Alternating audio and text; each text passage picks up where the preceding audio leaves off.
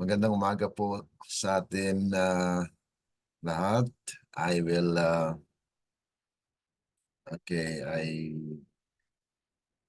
live.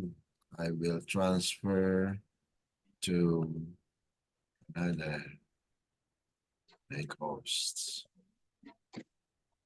Okay. So that I can live on Facebook, I transfer to the hosting.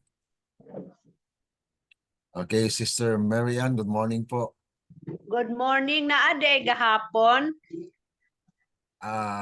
Kahapon po ay sa kanyan. Sa ano yan?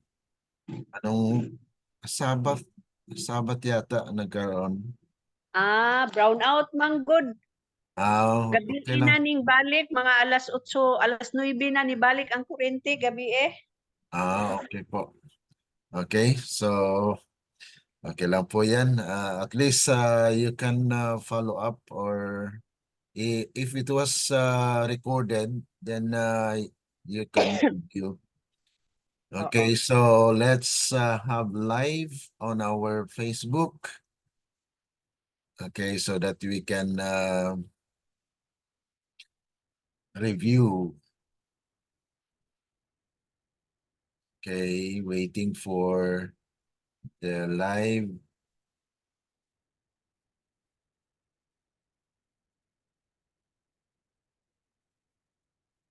Okay, I hope it's already okay. So it's already live. Okay, good morning and welcome to our brothers and sisters who are following our program, our series on biblical history on the book of Genesis. So today we will study about the greatest or worst fear ni Jacob. So kung paano niyo po harapin yung takot na ito, no? Pero ganun pa man ay nandun po yung pakikisama or the camp of the Lord. Kaya atin pong mapansin dito sa ating pag-aaral ngayong umaga ang presensya ng ating Panginoon ay talagang nandun po kay Jacob. At yan po ay encouragement para sa kanya habang siya ay nakikipagkasunduan at nagkaroon ng kasunduan or magharap po sila ng kanyang kapatid na si Esau. Okay? So ito po ay facing Jacob's worst fear. Ang pagharap ng sa pinakamatinding takot ni Jacob, ano? Dahil ma-met niya po yung si Esau with 400 men. Imagine, parang kwanito. Pero dito po sa ating pag-aaral ngayong umaga ay we can learn lessons, no? Okay, for our prayer thought, it says here, as Jacob went on his way, the angels of God met him. So habang po siya ay naglalakbay ay talagang sinalubong po siya ng mga anghel. And when he saw them, he said, "This is God's host." He saw the angels of God in a dream encamping around about him. Jacob sent a humble conciliatory message to his brother Esau. So mapansin po natin dito yung transition, ano? Na kung saan ay nung ma-met niya po yung mga anghel, ayun na po yung kanyang pagsalubong din o pagbigay ng conciliatory letter at nagpadala ng mga regalo para sa kanyang kapatid. And the messengers returned to Jacob, saying, "We came to thy brother Esau, and also he cometh to meet thee." Wow. And 400 men with him. Then Jacob was greatly afraid and distressed, and he divided the people that was with him, and the flocks and herds and the camels into 2 bands, and said, "If Esau come to the one company, and smite it, then the other company which is left shall escape. Wow, ito po yung plano ni Jacob, ano? Na mag-met siya dahil sa takot niya ay hinati niya po ang kanyang grupo. No? Kasi kung ma-met yung isang grupo, ay pwedeng hayaan niya mamatay, pero may naligtas na kalahati. So ito po yung talagang makita natin na si Jacob dito ay talagang takot na takot, ano? Kaya nga po nagpadala po siya ng mensahe sa kanyang kapatid. So, atin pong tungayan sa umagang ito kung ano pong mangyayari at anong ibig sabihin man ng Mahanaim. Yung Mahanaim is a place where the angels meet him. At ito po actually ay atin pong mabasa din sa ibang bahagi ng Old Testament. Okay, tayo po ay munang manalangin. Dakila at mahabagin po naming Ama na nasa langit ka sa muli. Sa umagang ito, kami po ay lubos na nagpapasalamat na kami po ay inyong ginising at nagkaroon ng pagkakataon upang patuloy na aming pag-aralan po ang mga kasaysayan na naitala po dito sa aklat ng Genesis. Tulungan nawa ang bawat isa sa amin, Panginoon, na makapulutan po ng mga aral na kami po ay maghanda rin sa aming pagsalubong sa mga event na mangyayari sa aming buhay as it was written na ito po ay tipo ng mga mangyayari sa hinaharap. Kaya tulungan ng bawat isa sa amin, kasama na po ng aming mga kaibigan, mga kapatid na sumusubaybay po sa live at ganoon din po sa YouTube. Nawa kayo po ang siyang mamayani at mangusap sa bawat isa sa amin sa umagang ito, na sa aming buhay meron din po kaming kaharapin ng mga takot at kung papaano na makalearn po kami ng lesson patungkol po rito sa buhay ni Jacob. Ito po ay aming dalangin na kayo po ang siyang gagabay sa amin sa pamagitan ng inyong banal na Espiritu. Ito po ay aming dalangin sa pangalan ng aming Panginoong Jesus. Amen. Okay, so dito po tayo sa ating patuloy na pag-aaral dito sa Genesis chapter 32 verses 1 and 2.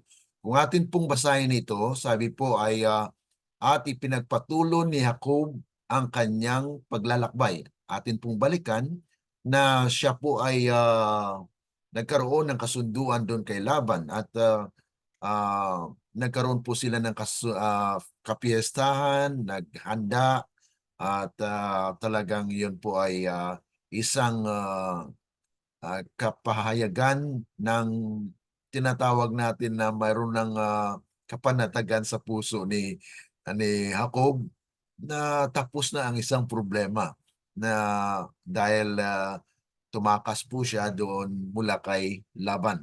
At ngayon ay handa na po siyang kaharapin si Esau ng kanyang kapatid, pero nandun pa rin yung takot sa kanyang puso, ano? Kaya sabi rito, habang siya ay patuloy na naglalakad o paglalakbay, ay sinalubong siya ng mga anghel ng Diyos. At sinabi ni Jacob nang makita niya sila, ito'y hukbo ng Diyos. So ibig sabihin na parang makita natin dito mga kapatid, ano, na it's a literal, somewhat literal na talagang pinakita kay Jacob kung papaano na siya ay ginagabayan ng mga anghel na ito at siya talagang sinalubong po siya. At ito po ay actually kung makita natin sa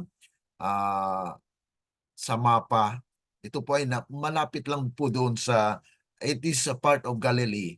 Okay? Pero mayroon pong malapityo sa river, ano? Jordan River.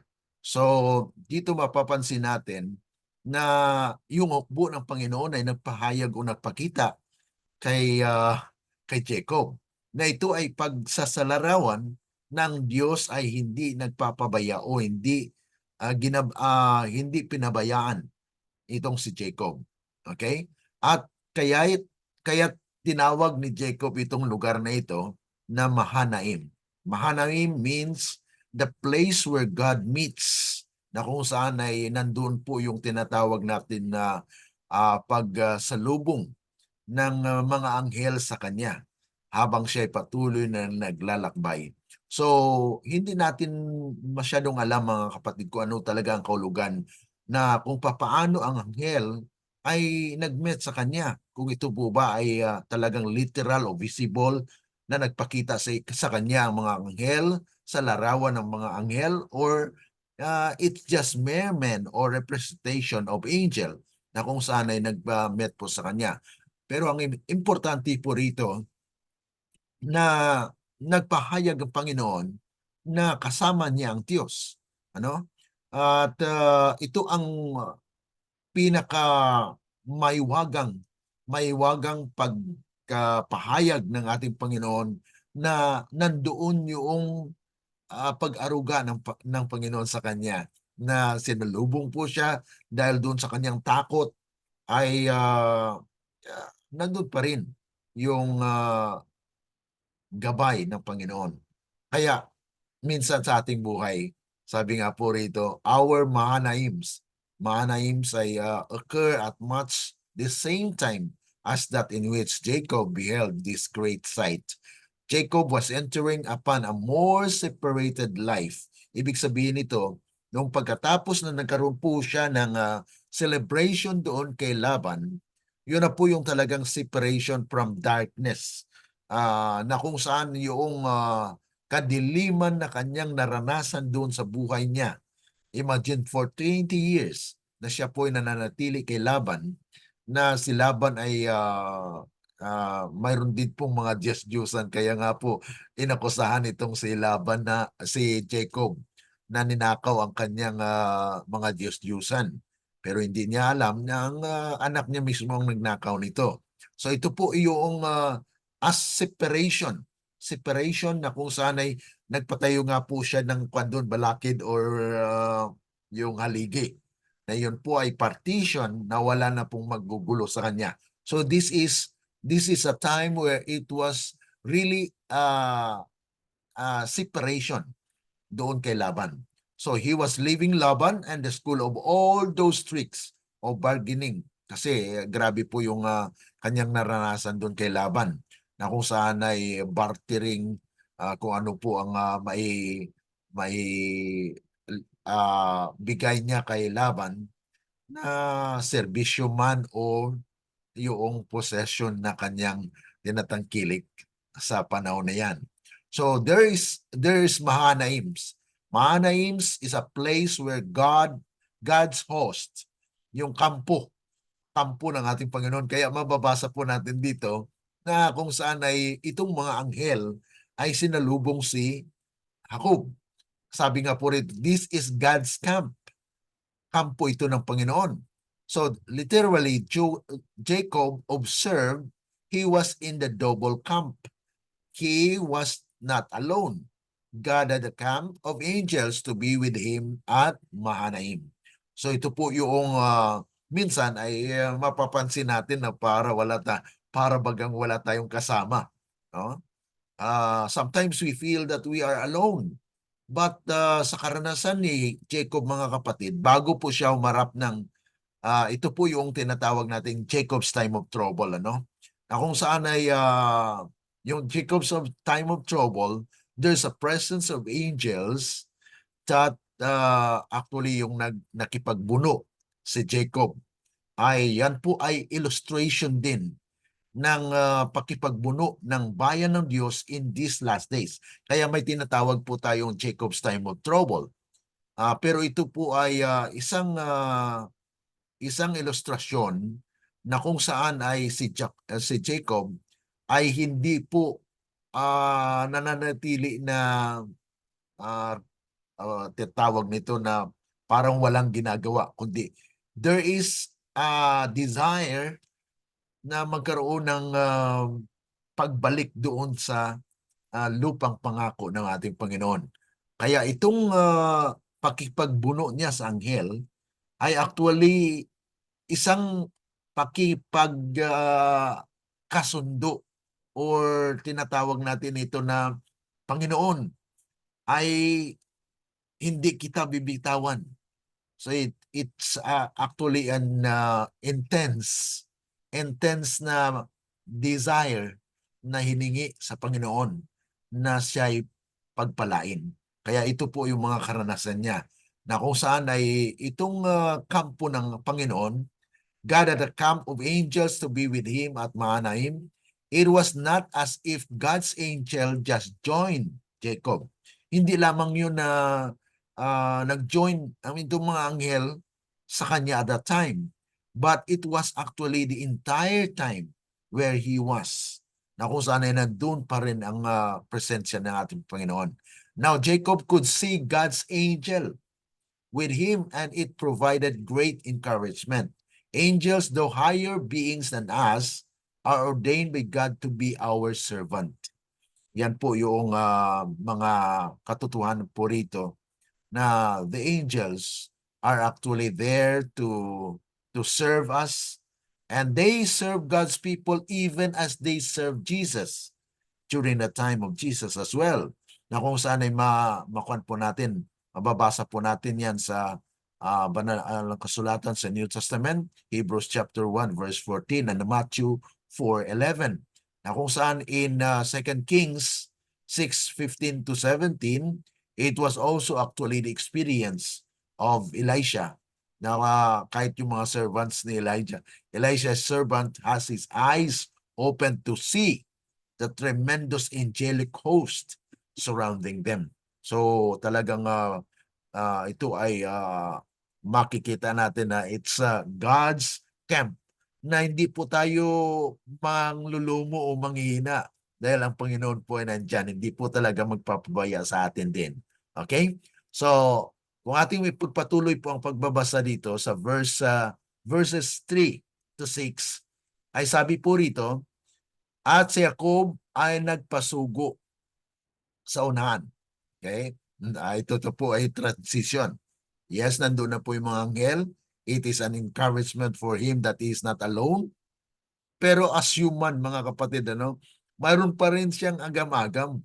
Mayroon pa rin siyang doubt na dahil dito sa takot niya, ay ginawa niya na hatiin, pagpapatuloy dito. Nagpadala po siya, nagpasugo siya ng kanyang mga utusan at na kanyang kapatid para masalubong at mabigyan po ng paunang mensahe. Kaya nagpadala po siya, sabi rito sa verse 4, at inutusan niya sila na sinasabi, ganito ninyo sabihin sa aking Panginoong kapatid na Esau, ganito ang sabi ng iyong lingkod na si Jacob, dumuon ako kay Laban at ako'y natira roon hanggang ngayon. At mayroon akong mga baka at mga asno, mga kawan, mga aliping lalaki at babae, at ako'y nagpasugo upang magbigay alam sa aking Panginoon upang makasumpong ng biyaya sa iyong paningin. So mayroon po talagang paunang pagkikipagsundo na kung saan ay naroon po siya upang salubungin itong si Esau. And then verse 6, at ang mga sugo ay nagsipagbalik kay Jacob at nagsipagsabi, dumating kami sa iyong kapatid na kay Esau at siya rin naman ay sumasalubong sa iyo at 400 tao ang kasama niya. Okay. So ito po yung pangyayari po dito na kung saan ay sinasabi ni Jacob na kung saan ay mayroon po siyang nais na ipasalubong kay Esau. Kaya nga po nagpadala siya ng messenger para doon kay Esau para kung saan ay magpakumbaba siya sa kanyang sarili na beginning his message, your servant Jacob. Wow. So, alam po natin sa prophecy na the firstborn, yung panganay, will serve the younger. Ngayon, ay bilang pagpakumbaba ni Jacob na bagamat ang first birth o yung birthright ay nandoon na kay Jacob dahil yun na nga po ay talagang dinaya niya itong si Esau. Kaya ang nangyari ay magpakumbaba siya ng kanyang sarili that your servant is now coming before you to meet you. At ito nga po ay sinabi niya na galing siya doon kay Laban. Alam naman ni Esau na itong si Laban ay kanilang uncle. Ano? Okay, kaya sabi po rito, Jacob wasn't boasting. Hindi po siya nag-boast dito. He wanted Esau to know that he was a man of wealth and that he did not come to take anything from Esau. So ibig sabihin ay pinapakilala lang po nito ni Jacob. Hindi naman siya nagyayabang na marami siyang ari-arian, kundi pinapakilala at pinapaalam niya dito kay Esau na wala na siyang kukunin doon kay Esau kasi ang nangyari po bago pa man siya umalis ay parang dinala niya ay kinuha niyang lahat mula doon kay Esau dahil sa pagkuha ng pagkapanganay ni Esau. Ngayon ay nagpakumbaba na dito si Jacob. Kaya kung may mga circumstances mga kapatid na mayroon pong mga hidwaan, pagkakamali sa pamilya o anumang mga relasyon na nagkaroon ng lamat or problema, ay ang pagpakumbaba po isang prinsipyo para magkaroon ng pagkaisa. No? He also is coming to meet you. Ito po yung nais din ni Esau na makasalubong itong si Jacob. And 400 men are with him. When the messengers returned, Jacob heard news that gave him great concern. Esau was coming to meet him with 400 men. Bakit kaya no? Because Jacob could not bring himself to think the best of Esau for understandable reason. He was convinced the 400 men were an army intending to destroy him and his family. So ito po yung kanyang isipan na minsan ito po yung ating agam-agam dahil sa ating takot ay we are afraid of facing problems, troubles, and yet mga kapatid, hindi niya alam actually at that time yung presence ng mga anghel is actually encouragement for him. Pero as human, ay talagang mahina po, marupok po yung tao, na bagamat nandun na yung presensya ng Panginoon, alam niya na he met an angel to accompany him. Pero nandito ay nagkaroon pa rin po siya ng takot. Kaya sabi rito sa verse 7 to 8, kung atin pong ay pagpatuloy, sabi po rito, nang magkagayoy na takot, nung malaman niya na 400, ito ay mga army na lulusubin ako at papatayin. Yun po yung kanyang nasa isipan.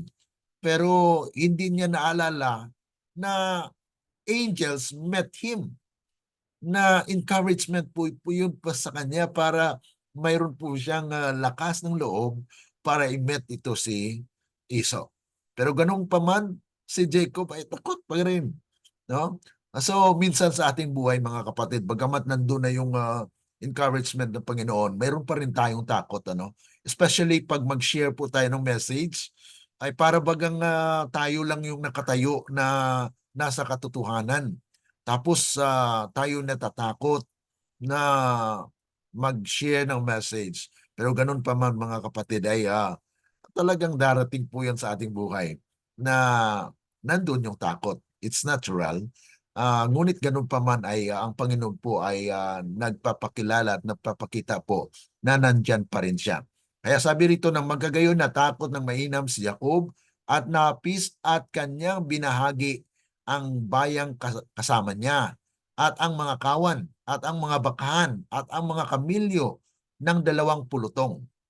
Hinati niya po, para yun po ay kanyang strategy na kung ma-met ni Esau isang grupo ay mayroong makatakas.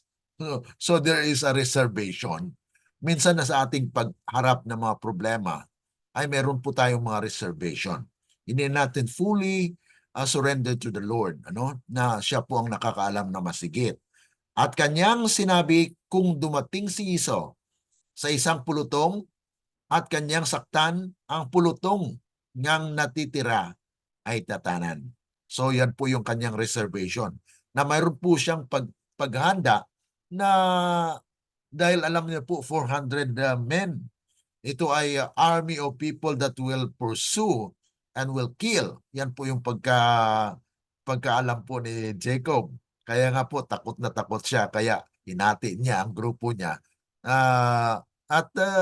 Katulad po sa nangyari na when Laban confronted Jacob with a hostile militia, Jacob boldly stood up to him and spoke his mind. Yet Jacob was afraid to meet Esau. This was because Jacob knew he was in the right with Laban, but he knew he was in the wrong with Esau. So yun po yung pagkakaiba ng ni Laban at ni Esau. Ang una niyang hinarap na problema ay si Laban. Tumakas po siya dahil doon sa pakikitungo ni Laban at ng kanyang mga anak ni Laban. So may right po si Jacob na magsabi at maharap itong si Laban. Pero itong si Esau ay wala talaga siyang kalaban-laban kasi guilty siya. Okay? So minsan pag guilty tayo mga kapatid ay we are afraid of the consequences that will happen. Pero mga kapatid, ito ay isang karanasan na maranasan po ng bayan ng Diyos. Na minsan ay meron ka pong yung paggawa ng parang nagkuhan ka, nagsinungaling ka.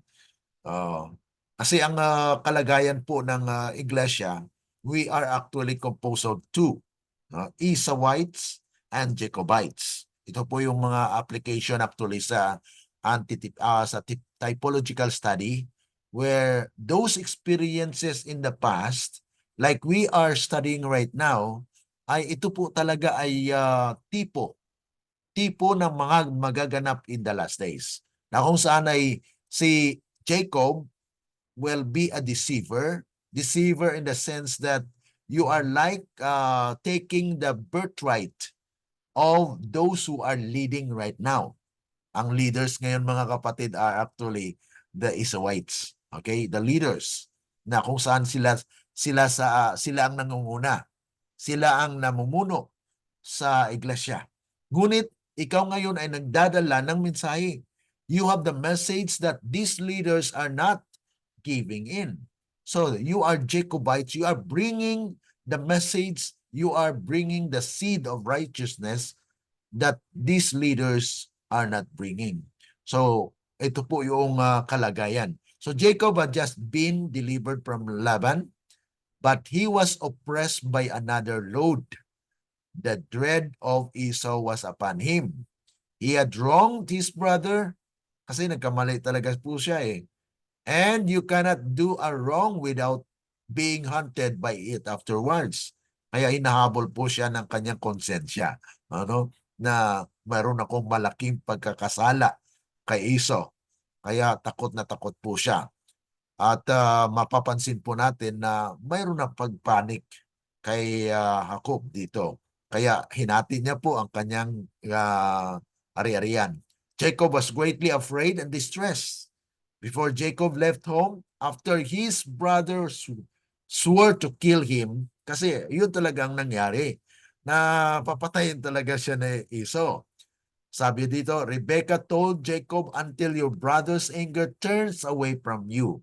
So hanggat mawala po yung galit ni Esau, ay lumayo ka muna. And he forgets what you have done to him. Then I will send and bring you from there. Pero wala yan nangyari mga kapatid dahil namatay, wala na po. Actually, sa karanasan ni Jacob, ay nandun po yung takot. Wala pong mensahe mula doon kay Rebekah na babalik na siya. ang anghel po ang nag-instruct dito kay Jacob para humayo at bumalik po sa Canaan. So Rebecca never sent for Jacob. No, yan po yung kasi ang sabi ni Rebecca, di ba, na maglayo ka muna. Na dahil kung wala na yung galit ni Esau, padalan kita ng mensahe, pero walang sulat, walang mensahe po na dumating kay Jacob. Ang anghel po ng Panginoon ang siyang nag-guide kay Jacob na bumalik na po doon sa Canaan. But Jacob had also had every reason to believe God would protect him. He seems to have forgotten God had a special camp. Yun po kanyang nakalimutan, camp of angel there to protect him.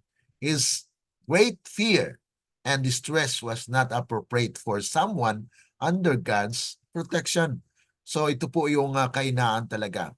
Kahinaan ng tao, So pinapakita lamang po dito na bagamat sa tao ay nandun ang proteksyon ng Panginoon, nandun yung natural tendency ng tao na matakot. Okay? So it's actually fear. Kaya sa Jacob's fear was wrong because it followed after a great deliverance. God actually had delivered you already. Na-deliver ka na pero ang takot mo ay hindi pa rin, nandun pa rin. Kasi pagkatapos ng kanyang pag-solve ng problema niya ay kaharapin niya yung another problem. At pinakitaan pa siya ng angelic host, na doon po ay isang kapahayagan na nandun ng Diyos. So it was wrong for Jacob to fear. Jacob's fear was wrong because he had just had a remarkable divine visitation. Yan po mga kapatid, na malaking encouragement na po sana yon. Pero nakita po natin dito na Jacob was vulnerable, na wala pa rin po siyang lakas. So as human, mangyari din po sa atin dito na bagamat sabihin natin na nandyan po yung angelic host, yung tulong ng Panginoon, pero at that moment ay nakita po na kawalan ng tiwala dahil tayo human. Minsan reason natin ito na we are just human. Kaya nga sabi ng Panginoon, okay, accept that you are human, wala kang magagawa without me. Kaya nga po, ang pagpapasalamat natin sa Panginoon ay nandun na lang, na we cannot do anything. It is Christ actually that makes it able that we can do something. Kaya ito po yung Christ our righteousness na mensahe, na dapat i-acknowledge natin mga kapatid na wala tayong kakayanan. Dito katulad kay Jacob, kakamit niya lang yung angelic host. Pero nandun pa rin yung tendency ng pagkatao niya, na nandoon yung panghihina, na wala siyang kalakasan, dahil kailangan niya talaga po mga kapatid yung gabay ng ating Panginoon. Yun po yung pinapakita po rito. Kaya sabi rito, Jacob could have said, I don't know if Esau is coming to me in peace or in war. I hope for peace. But if it is a war, I trust God will protect me. Sana yun ang mga sasabi ni Jacob. Pero hindi ganun. So ito ay pinapakita sa kasaysayan mga kapatid, na sometimes ay kalimitan nga po ay katulad tayo kay Jacob. Pero ganun pa man, ay ang Diyos po ay hindi nagpabaya sa atin, dahil He promised that I will be with you. Yan po yung mga promise ng Panginoon. At nangyari po nga dito na He divide the people, ang flocks niya, ang herds niya, ang camel niya ay dinivide niya po yun. Parang scheme ito, na kung makasalubong ni Esau ang isang grupo at patayin niya, edi makatakas yung kalahati. So yun po yung strategy ni Jacob dito. At mapapansin natin na parang nakalimutan niya. Nakalimutan niya po yung angelic host na nagpakita sa kanya. Okay. So, patuloy po tayo sa last part nito. Sa verses 9 to 12, kung atin pong basahin, sabi po rito, at sinabi ni Jacob, O Diyos ng aking amang si Abraham, at Diyos ng aking amang si Isaac, O Panginoon na nagsasabi sa akin, magbalik ka sa iyong lapain at sa iyong kamag-anakan at gagawin kita na magaling. Ayan. So ito po yung muli ay talagang promise ng Panginoon. Sa verse 10, hindi ako marapat sa kababaan ng lahat ng kaawaan at ng buong katotohanan na iyong ipinakita sa iyong lingkod, sapagkat dala ko ang aking tungkod na dinaanan ko ang Hordan ito at ngayon naging 20 ako. So ito po yung ginawa niya. Napabalik po siya pero inati niya naging 20 dahil doon sa takot niya. Okay? So verse 11, iligtas mo ako. Ipinamamanik ko sa iyo sa kamay ng aking kapatid, sa kamay ni Esau, sapagkat ako'y natatakot sa kanya. Baka siya'y dumating at ako'y saktan niya.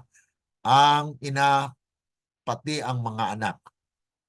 Verse 12, at ikaw ang nagsabi, tunay na ikaw ay gagawan ko ng magaling at gagawin ko ang iyong binhi na parang buhangin sa dagat na hindi mabibilang dahil sa karamihan. Okay, so ito po yung mga talata na kung saan ay nagbibigay ng mabuting aral na kung saan ay si Jacob dito ay mayroon pong pakikisamo sa Panginoon. Na dahil ang Panginoon po ay siyang nagbigay, nag-utos sa kanya na magpabalik o babalik doon sa lupang pangako, ay ngayon nagsusurrender po siya. Wala po akong kakayanan. Kaya ginawa ko ito, Panginoon. Hinati ko yung aking kawan dahil wala po talaga akong magagawa eh. So ibig sabihin mga kapatid, there is a desire na to submit to the Lord. Ito naman ang kabutihan ng kalagayan ni Jacob. Ganun din po sana tayo mga kapatid. Ano? After first reacting in fear and unbelief, pagkatapos na magkaroon ka po ng fear, takot, at kawalan ng pananampalataya o paniniwala, Jacob did the right thing. Ito po yung magandang ginawa niya po. He went to the Lord and prayed a good prayer. Humble, full of faith, full of thanksgiving and God's word. So ito po yung kagandahan dito kay Jacob. At ito po ang ninanais ng Panginoon na maranasan po ng bayan ng Diyos. Because before the Jacob's time of trouble, there is a full submission of those people. Dahil harapin niya po yung problema. So there will be a contention that will actually arise because of that pangyayari sa nakaraan. Ganon din po dito sa ating kapanahunan na yes, we are actually divided into two. Okay? The Israelite Jacobites sa church mga kapatid. So sabi po rito, defend upon it, it will go hard with any man who fights against a man of prayer. Kaya dito ay makapangyarihan na nangyari po kay Jacob because he has God. He believed in God. Jacob's fear was good because it led him to prayer. Naging kwa naman po yun kanina, it was wrong because of para bagang nakalimutan niya yung leadings ng Panginoon in the past. Pero it is actually human tendency na nagkaroon po talaga tayo ng fear. Ano? It's natural. But wag po nating kalimutan na after na matakot po tayo, ay nandoon po yung desire to submit. Ito po yung kalagayan ni Jacob. Na bagamat nagkaroon po siya ng fear at unbelief, he acted upon those, but at the latter part, kaya nag-submit po siya dito. So, it was now good to him that he prayed to the God who instructed him.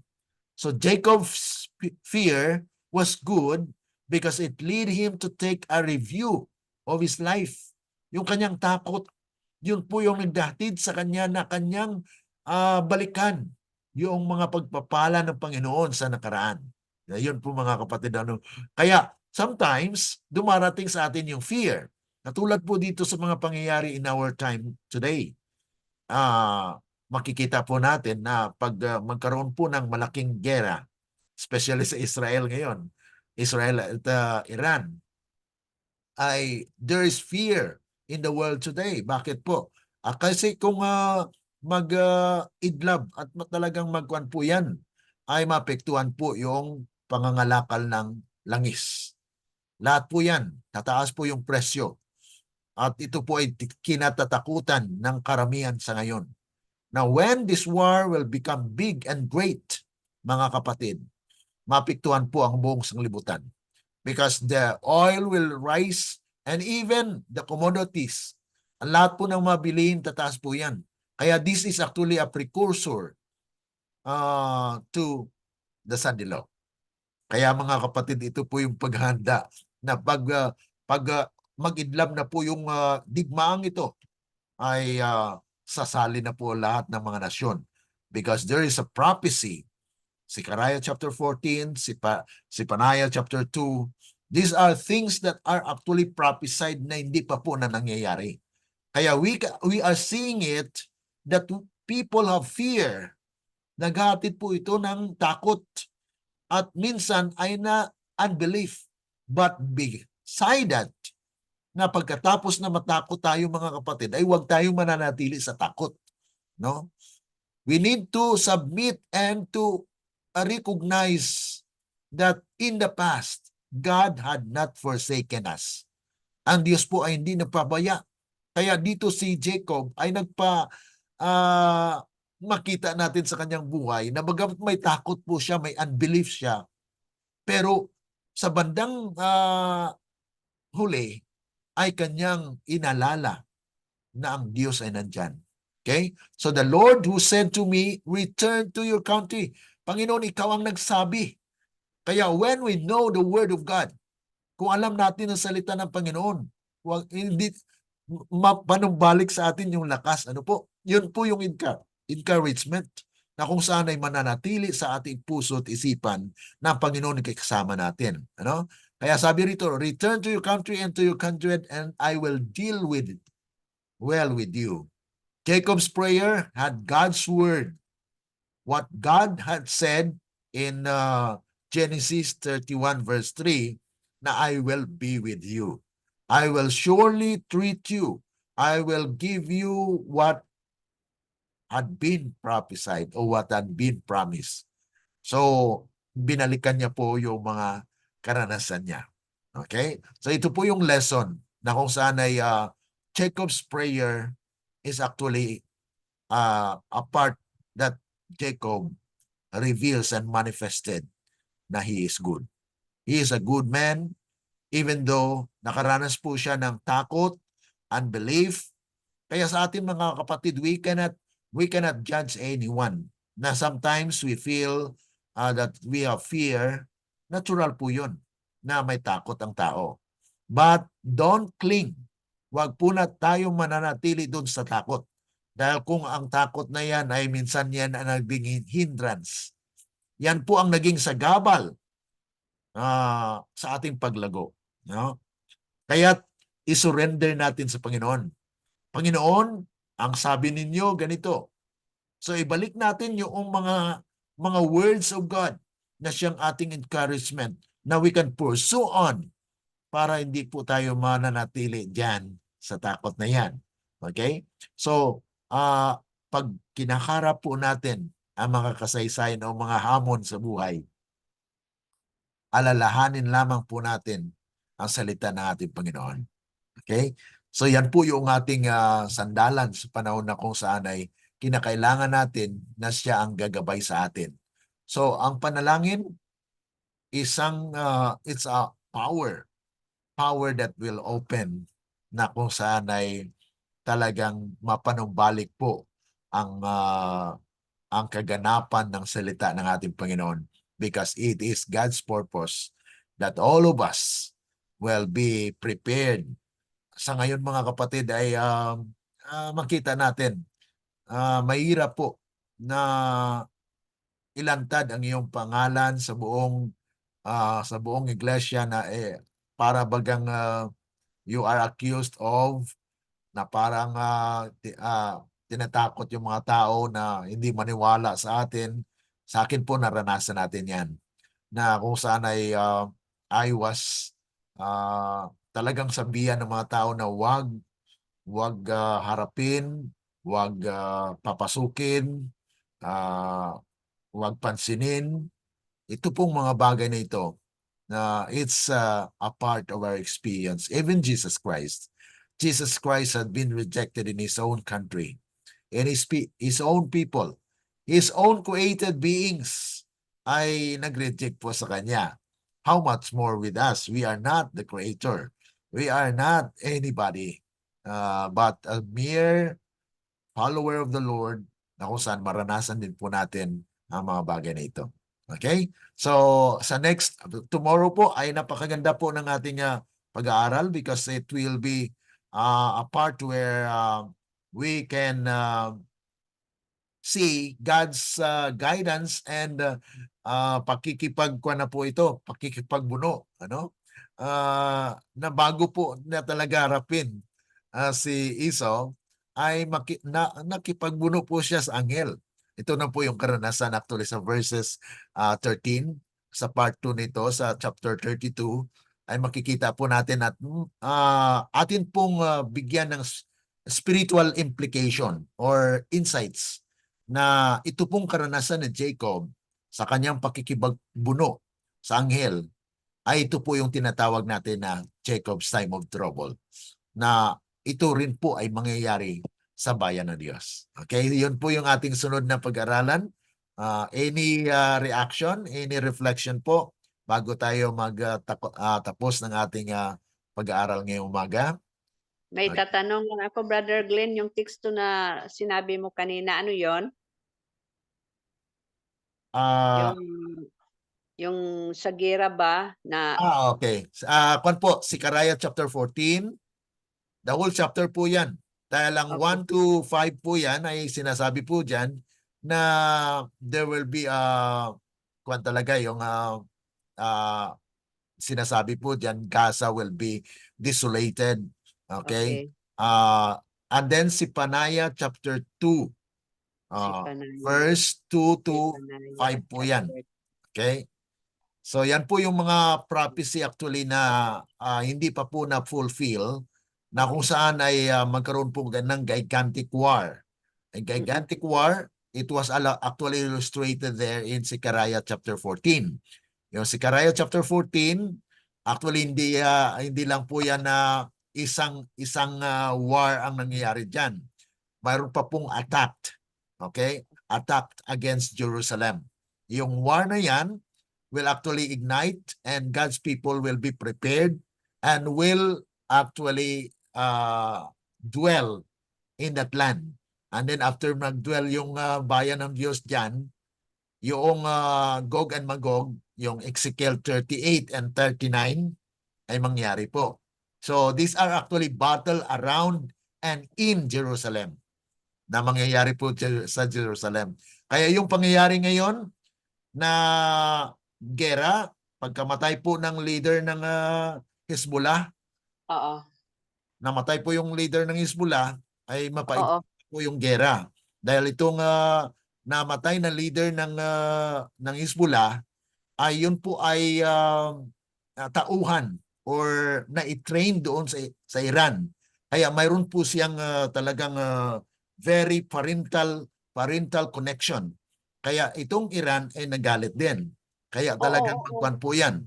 Mag-ignite po yung war na ito at sabi naman ni yung Prime Minister ng Israel ay hindi rin po siya magpatalo dahil he claimed the promise of the Lord na sabi nila, we will win. So hindi po sila magpatinag. Kaya ito ay paigting mga kapatid. Once na magkaroon po ng talagang may kwan yan eh. Malayo po yung Iran eh. Kasi may kwan pa yan, may Saudi Arabia dyan, may Iraq. So, gaano kalayo po yan. Ang ginagamit lang ni Iran kasi itong Houthi sa Yemen, Hezbollah at saka Hamas. So these are actually the three mga parang kwan yan, mga puppet ba na okay, ang Iran ang nagkakaman, okay, itong gawin. So yan po yung mga pangyayari dito. Na kung saan ay when Arabs, yung mga Muslim countries, mag-join together po yan. At mag-join together yan, malaking war po yan. Dahil ang Israel, hindi rin pabayaan ng US yan. No? Kaya ang Oo. US mag-involve sa war. At ang Daniel chapter 11 verse 45 ay magaganap.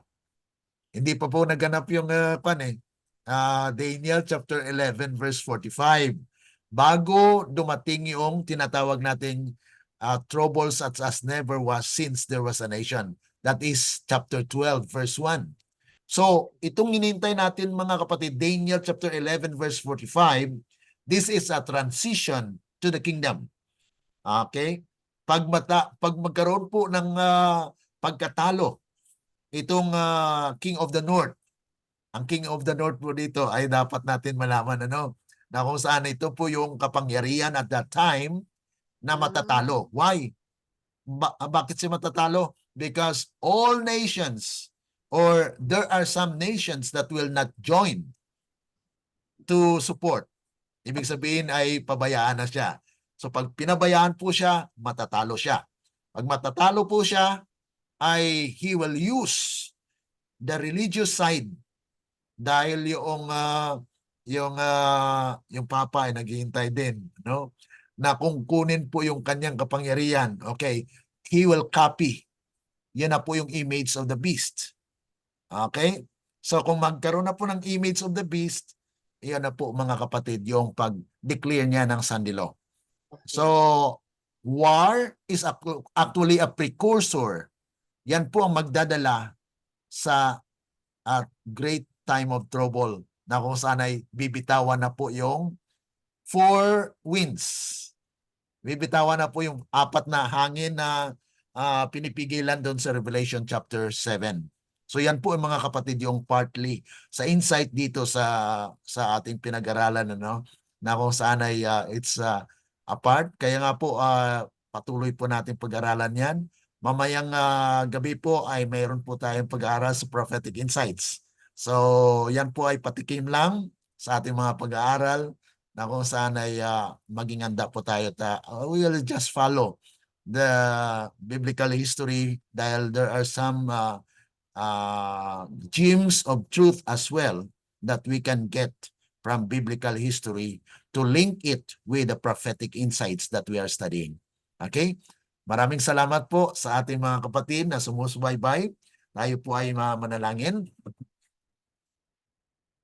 Dakila at mabagin po naming Ama na nasa langit ka, kami po ay lubos na nagpapasalamat muli na kayo po ay nagabay sa amin.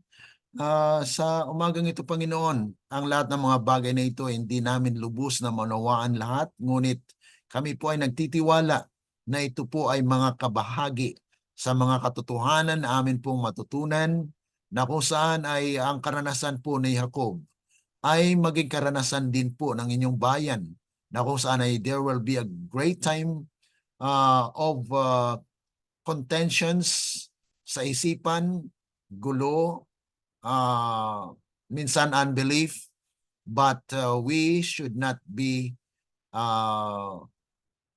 continued to this situation. Nais ninyo, Panginoon, namin po kilalanin kayo na kayo po ang siyang may-ari, kayo po ang siyang Diyos na nagpapaalala na ang presensya po ninyo ay nasa amin. Kaya tulungan ang bawat isa sa amin, Panginoon, na maging handa rin po sa huling mga araw kung darating man ang mga bagay at mga propesya, hula na kung saan ay hindi pa po naganap, ay maari nawang kayo po ang siyang manahan sa aming mga puso at isipan upang kami ay ganap na maging malakas sa inyong harapan. Tulungan ang bawat isa ang aming mga kapatid na sumusubaybay po na bagamat sa oras na ito ay marami po kami mga katanungan, marami po kami mga agam-agam, ano po mga bagay na na nais po ninyo sa amin ay tulungan nawa na ito'y manawaan at maging ah, kalakasan po namin sa hinaharap. Salamat Panginoon sa inyong pagtugon sa aming mga samot-tiling at aming sinasampalatayanan na mangyari ang inyong kalooban, hindi po ang sa amin. Ito po ay aming dalangin dahil lamang po sa matamis na pangalan ng aming Panginoong Jesus. Amen. Let the words of our mouth and the meditations of our hearts be acceptable unto thine sight, O Lord, our strength and our Redeemer. Amen. Amen po. Maraming salamat. Amen. Daghang Okay, God bless. salamat. God bless. Okay. Oo. Unsang oras sa unya? Alas 7 po dyan sa Pinas. Okay. Sige, sige. God bless. God Bye-bye. bless po. Bye-bye. Sister Veronica, God bless. Bye-bye.